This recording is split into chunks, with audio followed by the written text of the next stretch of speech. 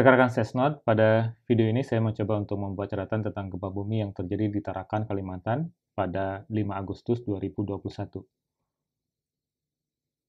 Gempa ini memiliki magnitudo 4,4 dan kedalaman sumber gempanya 5 km. Kalau kita perhatikan dari kedalaman sumber gempa 5 km, maka gempa ini tergolong gempa yang dangkal. Terjadi pada tanggal 5 Agustus 2021 pukul 16:46 waktu Indonesia bagian Barat. Pusat gempa berada di darat sekitar 47 km timur laut Tarakan. Ini berdasarkan sumber dari BMKG. Posisi gempa secara geografis ada di sini, di bagian timur laut dari Tarakan. Guncangan gempa dirasakan dalam skala MMI. Skala MMI 3 dirasakan di Tarakan, kemudian skala MMI 2 dirasakan di Bulungan.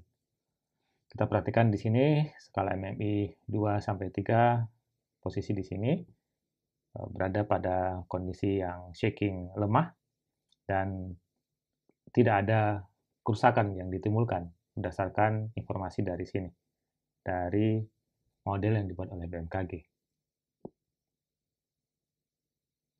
Gempa dangkal dan kemungkinan terpicu oleh aktivitas sesar aktif yang bergerak secara mendatar. Jika kita perhatikan dari gambar ini, terlihat sebuah kemenusan sesar yang kemungkinan ini yang menjadi pemicu gempa yang terjadi pada tanggal 5 Agustus 2021. Sumber kemenusan sesar ini diperoleh dari petanya Pusgen. Kegempaan di wilayah Kalimantan, jika kita perhatikan dengan seismisitas yang ada di gambar yang terlihat di sini, bahwa terlihat kegempaan yang relatif sedikit dibandingkan dengan wilayah lain di Indonesia seperti di Sulawesi. Kita perhatikan tentu Sulawesi relatif lebih banyak kejadian gempanya dibandingkan dengan Kalimantan. Kondisi ini disebabkan oleh posisi Kalimantan yang berada relatif jauh dari zona subduksi lempeng. Dan kita perhatikan beda dengan Sulawesi. Sulawesi berada di zona subduksi yang juga berakibat pada terbentuknya sesar-sesar aktif yang ada di darat. Salah satu sesar aktif yang sangat kita kenal adalah sesar Palu Koro yang mengakibatkan gempa pada tahun 2018 yang lalu di Palu.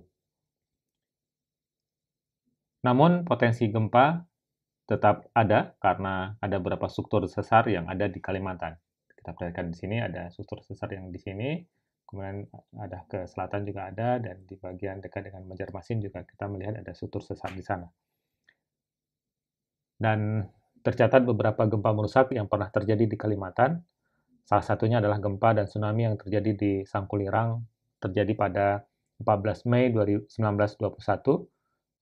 Dampak gempa Sangkulirang dilaporkan menimbulkan kerusakan dan memiliki skala intensitas 7 sampai dengan 8, yang berarti kondisi ini mengakibatkan banyak bangunan yang mengalami kerusakan dengan tingkatan sedang hingga berat.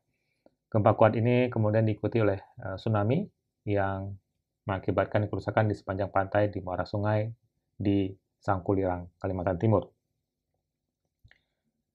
Selain gempa yang terjadi di Sangkulirang pada 14 Mei 1921, setidaknya ada 6 kejadian gempa yang tercatat, yaitu gempa di Tanjung Mangkalihat 5,7 pada tahun 1964, kemudian gempa 5,1 pada tahun 1982 di Kutai, kemudian di Kutai Timur, kekuatan gempa 5,1 pada 31 Juli 1983, kemudian di Mangkalihat 5,4 tahun 2000, kemudian tahun 2006, 5,4 di Tanjung Redep, dan di Berau 5,3 pada tahun 2007.